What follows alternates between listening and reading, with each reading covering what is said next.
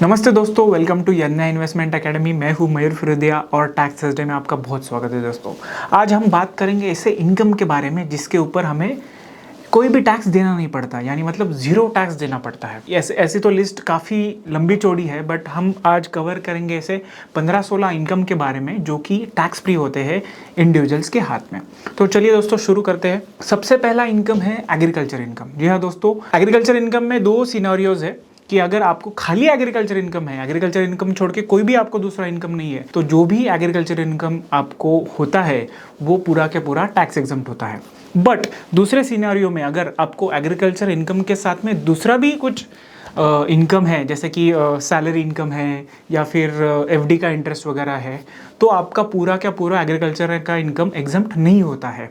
एक छोटा सा कैलकुलेशंस होता है, उसके हिसाब से आपको थोड़ा बहुत उसके ऊपर टैक्स देना पड़ सकता है। अगला है दोस्तों कि इनकम फ्रॉम गवर्नमेंट स्कीम्स, मतलब जो भी गवर्नमेंट बैक्ड सेविंग्स के स्कीम्स है, जैसे कि पब्लिक प्रोविडेंट फंड या फिर सुकन्या समृद्धि अकाउंट, तो इसके ऊपर जो भी आपको इंटरेस्ट मिलता है eight the time of maturity, जैसे कि समझो पीपीएफ का मैच्योरिटी है 15 ईयर्स और सुकन्या समृद्धि अकाउंट का मैच्योरिटी है लगभग जब वो girl child at the age of 18 हो जाती है।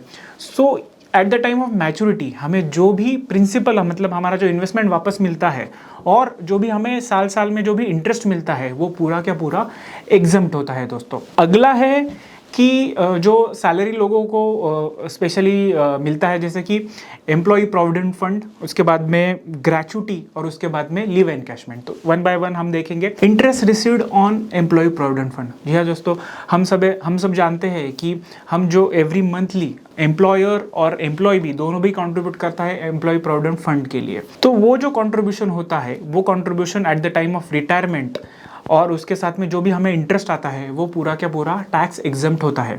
इसके लिए कुछ कंडीशंस है। अगर मतलब साल में अगर आपका कंट्रीब्यूशन 2.5 लाख, 2.5 लाख से ऊपर अगर आपका कंट्रीब्यूशन पीएफ में जाता रहेगा तो उसके ऊपर का जो इंटरेस्ट आता है वो आपको टैक्सेबल होता है। बट अगर आपका कंट्रीब्यूशन साल में 2.5 लाख से ऊपर नहीं जाता है तो जो भी एम्प्लॉय प्रोविडेंट फंड के ऊपर जो भी आपको इंटरेस्ट मिलता है वो पूरी तरीके से टैक्स एग्जम्प्ट होता है दोस्तों। अगला है ग्रेचुटी। ग्रेचुटी में भी दो कंडीशंस है कि जैसे अगर आप गवर्नमेंट एम्प्लॉय हो तो आपको ग्रेचुटी पूरी की पूरी एग्जम्प्ट है। बट अगर आप अदर दैन गवर्नमेंट के एम्प्लॉयज हो, जैसे प्राइवेट सेक्टर वगैरह में, तो आपको ग्रेचुटी एग्जम्प्ट है बट सर्टन कुछ लिमिट तक है। अगला है दोस्तों लीव एनकैशमेंट। जो हमें लीव एनकैशमेंट मिलता है उसमें भी दो सिनेरियोज है कि अगर आप लीव एनकैशमेंट आपको कब मिलती है। लीव एनकैशमेंट आपको अगर आपके सर्विस के टाइम, मतलब आप अभी भी एम्प्लॉयमेंट में हो और वो टाइम पे अगर आपको लीव एनकैशमेंट मिलती है तो वो टैक्सेबल होती है। बट जो भी लीव एनकैशमेंट आपकी बची हुई है और जो आप अगर लेते हैं रिटायरमेंट के टाइम पे, तो वो अगर आप गवर्नमेंट एम्प्लॉयज हो तो पूरी की पूरी एग्जम्प्ट है। बट अगर आप अदर देन गवर्नमेंट एम्प्लॉयज है तो रिसेंट बजट के हिसाब से 25 लाख तक आपको लिव एनकैशमेंट टैक्स एग्जम्प्ट है दोस्तों। अगला है दोस्तों रिलेटिंग टू एनआरआईज, मतलब कि अगर आपके पास में एनआरई अकाउंट में जो भी एनआरई सेविंग अकाउंट होता है और एनआरई एफडीज होता है तो उसके ऊपर का जो भी इंटरेस्ट मिलता है वो भी पूरा का पूरा टैक्स एग्जम्प्ट होता है। Share of profit from firm और एलएलपी, मतलब आप अगर कोई पार्टनरशिप फर्म में या एलएलपी में पार्टनर हो तो एलएलपी या फिर फर्म से आपको जो भी प्रॉफिट शेयर आता है उसके ऊपर आपको कोई भी टैक्स देना नहीं पड़ता है, क्योंकि जो भी फर्म को या एलएलपी को जो भी इनकम होता है उसके ऊपर टैक्स ऑलरेडी वो फर्म के नाम पे जाता है। तो उसके लिए जो भी प्रॉफिट का शेयर आता है इंडिविजुअल को या फिर पार्टनर को, उसके ऊपर आपको 1 रुपये का भी टैक्स देना नहीं पड़ता है। अगला है दोस्तों कि अगर आपको कुछ अवार्ड्स मिले हैं, मतलब जो सेंट्रल गवर्नमेंट या फिर स्टेट गवर्नमेंट्स पब्लिक इंटरेस्ट में जो भी अवार्ड्स देते हैं, जैसे कि पद्म भूषण है, पद्मश्री है या फिर और भी कोई अवार्ड्स है, तो उसके ऊपर का जो अवार्ड्स आपको आते हैं तो वो पूरे के पूरे टैक्स एग्जम्प्ट होते हैं दोस्तों। अगला पॉइंट है relating to life insurance policies, मतलब आप सब जानते हैं कि अगर कुछ डेथ के इसमें या फिर मैच्योरिटी होने के बाद में लाइफ इंश्योरेंस का जो पैसा है वो आपको पूरा वापस मिलता है, तो वो भी जो पैसा आपको पूरा लाइफ इंश्योरेंस पॉलिसी की तरफ से आता है वो भी पूरा टैक्स एग्जम्प्ट होता है। और आपको मालूम है कि अगर जो भी पॉलिसी होल्डर है अगर उसकी पॉलिसी टर्म खत्म होने के पहले डेथ हो गई तो वो भी डेथ क्लेम पे जो भी पैसा आता है वो भी पूरा टैक्स एग्जम्प्ट होता है दोस्तों। अगला है relating to buyback of shares, मतलब किसी कंपनी ने आपके शेयर्स बायबैक कर लिए तो उसके ऊपर जो भी आपको इनकम आता है वो भी पूरा शेयर होल्डर के हाथ में पूरा एग्जम्प्ट होता है। इसका रीज़न ये है कि इसके ऊपर जो भी टैक्स लगता है वो पूरी कंपनी ही बेयर करती है, उसके लिए शेयर होल्डर के हाथ में ये भी इनकम पूरा एग्जम्प्ट है दोस्तों। तो अगला पॉइंट है दोस्तों, काफ़ी इंपॉर्टेंट है कि गिफ्ट गिवन बाय रिलेटिव्स। जो भी गिफ्ट अगर आपके ब्लड रिलेटिव्स को आप देते हो तो वो तो पूरा क्या पूरा एग्जम्प्ट होता है इनकम टैक्स के प्रोविजन के हिसाब से। इसमें रिलेटिव की भी डेफिनेशन इनकम टैक्स ने दी हुई है। इसमें एक इंपॉर्टेंट पॉइंट ऐसा है कि ये जो गिफ्टेड अमाउंट से अगर कुछ आपको इनकम जनरेट होता है तो वो क्लब होता है डोनर के हाथ में।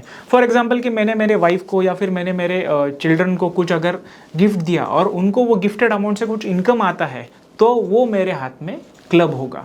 तो ये क्लबिंग के प्रोविजन का आपने ध्यान रखना है गिफ्टिंग देने के टाइम। अगला एक इंपॉर्टेंट पॉइंट है दोस्तों कि जो सोवरेन गोल्ड बॉन्ड्स के बारे में है। अगर सोवरेन गोल्ड बॉन्ड्स अगर आप होल्ड करते हैं टिल मैच्योरिटी, जिसका मैच्योरिटी होता है 8 साल का, तो जो भी अप्रिसिएशन आपको गोल्ड बॉन्ड्स के ऊपर, सोवरेन गोल्ड बॉन्ड्स के ऊपर होता है वो पूरा का पूरा टैक्स एग्जम्प्ट होता है दोस्तों। तो ये काफी इंपॉर्टेंट एक पॉइंट है। अगला पॉइंट है दोस्तों, income from long term capital gains from equity schemes. मतलब कि जो भी आप इक्विटी शेयर्स या फिर म्यूचुअल फंड होल्ड करते हो फॉर मोर देन 1 ईयर, तो उसके ऊपर का जो गेन होता है वो कैलकुलेट होता है लॉन्ग टर्म कैपिटल गेन। तो ऐसा long term capital gain equity schemes के ऊपर एग्जम्प्ट होता है 1 लाख तक। मतलब अगर आपको 2 लाख गेन हो गया तो आपको बस 1 ही लाख के ऊपर टैक्स भरना है, 1 लाख तक आपको कैपिटल गेन एग्जम्प्ट है दोस्तों। अगला पॉइंट है दोस्तों related to urban agriculture land. मतलब आपको जो भी कैपिटल गेन्स होता है on compulsory acquisition of urban agriculture land. मतलब गवर्नमेंट बहुत सारे प्रोजेक्ट्स के लिए, रोड्स के लिए, रेलवे के लिए या फिर एयरपोर्ट वगैरह के लिए बनाने के लिए से जो लैंड कंपलसरी एक्वायर करती है, अगर वो लैंड अर्बन एग्रीकल्चर लैंड है तो उसके ऊपर का भी जो भी कैपिटल गेन होता है वो भी पूरा एग्जम्प्ट होता है दोस्तों। तो इसके लिए 2 कंडीशंस है कि जो भी अर्बन एग्रीकल्चर लैंड जो भी गवर्नमेंट एक्वायर कर रहा है वो एक्चुअल में उसके एग्रीकल्चर पर्पस के लिए यूज़ होनी चाहिए 2 साल तक, और उसका जो कंपेंसेशन आपको मिल रहा है वो 1 अप्रैल 2004 के बाद में आपको मिलना चाहिए। तो इस हिसाब से अगर कंपलसरी एक्विजिशन होता है अर्बन एग्रीकल्चर लैंड का तो वो भी पूरा टैक्स एग्जम्प्ट होता है। अगला पॉइंट है दोस्तों relating to rural agriculture land. जी हाँ दोस्तों, इनकम टैक्स डिपार्टमेंट ने डेफिनेशन भी दी है कि कौन सी लैंड रूरल एग्रीकल्चर लैंड होती है और कौन सी अर्बन लैंड होती है।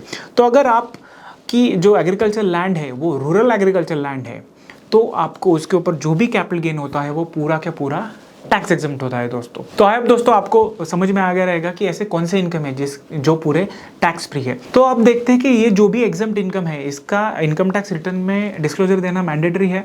जी हाँ दोस्तों, इनकम टैक्स रिटर्न भरते टाइम अगर आपको इनमें से कोई भी एग्जम्प्ट इनकम है तो उसका फुल डिस्क्लोजर देना कंपलसरी है। ये शेड्यूल EI मतलब एग्जम्प्ट इनकम का शेड्यूल आता है, उसमें इसका डिस्क्लोजर देना मत भूलिए। भले आपको कोई भी टैक्स इसके ऊपर देना नहीं है बट इसका डिस्क्लोजर देना इनकम टैक्स रिटर्न में कंपलसरी दोस्तों। तो आई होप दोस्तों आपको आज का ये वीडियो पसंद आया होगा। आपको ऐसी टैक्स रिलेटेड एडवाइजरी या फिर टैक्स रिलेटेड फाइलिंग में कुछ हेल्प चाहिए तो हमारे टैक्स एडवाइजरी के प्लान्स भी देखना मत भूलिए दोस्तों। तो आशा करते हैं आपको आज का ये वीडियो पसंद आया होगा। ऐसे ही वीडियोज़ के लिए बने रहिए यज्ञ एकेडमी के यूट्यूब चैनल पर। धन्यवाद दोस्तों।